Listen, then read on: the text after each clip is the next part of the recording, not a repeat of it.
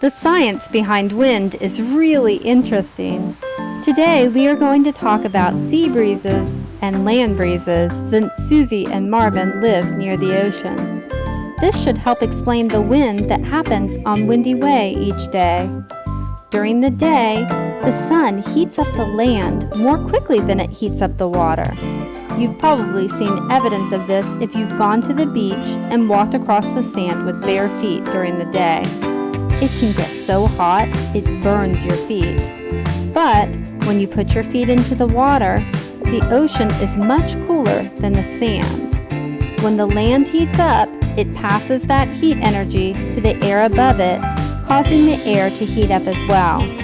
When the air heats up, the tiny particles that make up the air spread out or expand. Notice that there are now less air particles in the cube over the land because they are farther apart than the cube over the water. Now something really interesting happens. The warmer, lighter air rises and the colder, heavier air sinks. Warmer air rising creates a low pressure area over the land since the air above it is not pushing down on it as much as when it was cooler.